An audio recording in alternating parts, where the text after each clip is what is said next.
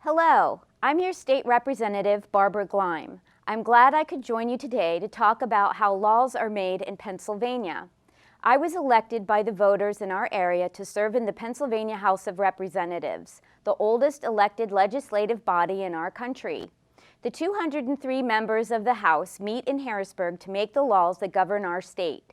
It's my job as your representative to help write those laws and vote for those I feel are best for our people, our district, and Pennsylvania as a whole. In order to explain the process of lawmaking in Harrisburg, our House staff prepared the following short program called Making Laws in Pennsylvania. I hope you enjoyed the presentation.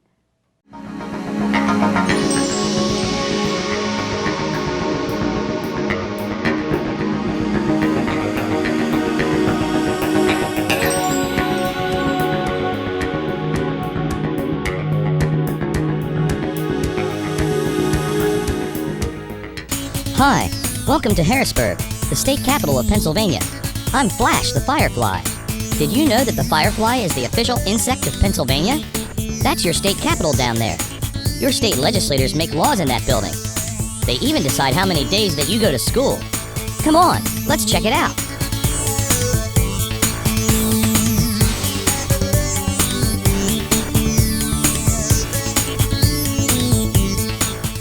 Let me see now. Where should we start? Actually, this is as good a place as any. You see, laws start with people, people's ideas. When someone gets an idea for a law, they give it to their representative. Then the lawmaker, that's another word for representative, decides if it's a good idea and if the law is really needed. If so, the idea is brought here to the Legislative Reference Bureau, where lawyers make it into a bill.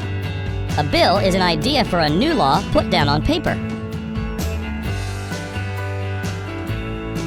A properly written bill looks like this. The representative who came up with the idea will take the bill to other representatives to get their support for the idea. They often ask them to sign the bill, proving their support. When the bill is formally introduced, it's handed to a clerk on the floor of the House of Representatives and given a number. The Speaker decides which committee will work on the bill. More about committees in a minute. Anyway, once the bill is given a number and sent to a committee, it's officially printed and copied so that lawmakers, staff members, and others can review it. Sometimes people come to the Capitol to tell the legislators that they are for or against certain bills. This is called lobbying, whether it's done by one person or groups of people. Lobbyists give their opinions on bills and try to convince lawmakers to vote for or against the idea. Another important stage in the lawmaking process is when the bill is studied by a legislative committee. This is a group of 24 or more lawmakers that discuss the bill, then decide if it should move on to the floor of the House of Representatives to be voted on by all the representatives. An example is the Transportation Committee, where lawmakers consider bills about roads, highways, railroads, and laws which affect the millions of car and truck drivers in the state. The largest committee, the House Appropriations Committee, has 32 members. It helps decide how the state should spend the tax money it receives from the people of Pennsylvania. That's a very popular committee. Then there's the Education Committee, which looks at bills that affect schools, teachers, and students from kindergarten through college. With the help of staff and others, members of these committees study the bills and sometimes hold public hearings on them. Hearings are special meetings which allow people who know a lot about an issue or who have very strong feelings about the bill to talk to the committee members and give them information and opinions about the bill. During committee meetings, representatives talk about the bill and discuss whether it is a good or bad idea. They can even make changes, called amendments, to the bill. Whenever a bill is approved by its committee, it is put on a special list called the House Calendar, which looks like this. Bills must be listed on 3 different days before all the members of the House can vote on them. This gives everyone a chance to become familiar with the bill. Finally, it's time for all 203 members of the House to debate, or make their arguments, why they like or do not like the bill. Any member of the House can suggest changes, also called amendments, to the bill. As in the committee process, a majority of members, which means more than half of the members who are present, can join together to approve any amendments. After all the changes have been made and all the opinions and arguments are shared, it's time to vote on the bill. The Speaker says, Members will proceed to vote. Have all the members voted? The clerk will record the vote. Representatives use an electronic voting system. They each have a red and green button on their desks. They must either push the green button to vote yay or yes, or the red button to vote nay or no. There is no other choice.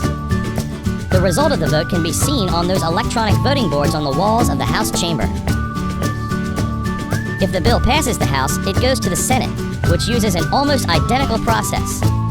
It first goes to a committee, then, if it passes, it moves to the floor of the Senate, where all 50 senators vote. The only difference is that senators don't vote by pushing buttons, but by saying aye, which means yes, or no. Ward, aye. White, aye. If a bill is changed after the Senate passes it, it must go back to the House to make sure the House agrees with the changes. If not, House and Senate members may have to meet and resolve the differences in what's called a conference committee. In any case, a bill must be passed in the same form by the House and Senate before it goes to the governor for his signature.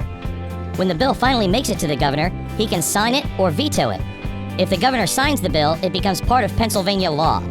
If the governor rejects or vetoes the bill, the House and Senate could still make it into law if they can get 2/3 of their members to overturn the governor's decision. In the House, that would amount to 136 votes. In the Senate, 34 votes are necessary to override the governor's veto.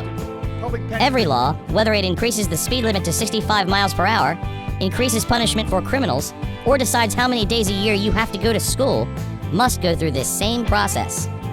At times, this lawmaking business may seem a little complicated. This democratic process is awesome. We think it's the best type of government there is. Well, I sure had fun meeting you today. I hope you were interested in how our government, formed by the people of Pennsylvania, operates. And I hope you understand the lawmaking process a little bit better now. If you have any questions, be sure to ask your teachers. They'll be glad to help. Remember, you'll be a voter someday. Who knows? You might decide to run for office and become a state representative, maybe even Speaker of the House.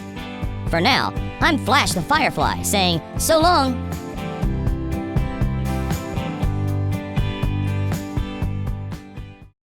Thanks for your interest in the legislative process. I'm Representative Barb Gleim.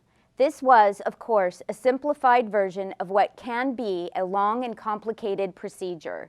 I hope that this look at how laws are made will encourage you to become a participant in the political process and, when you're old enough, register to vote. If your group has any questions about the program you've just seen, please contact me. We'll show you the information on your screen in a moment. Thanks for watching.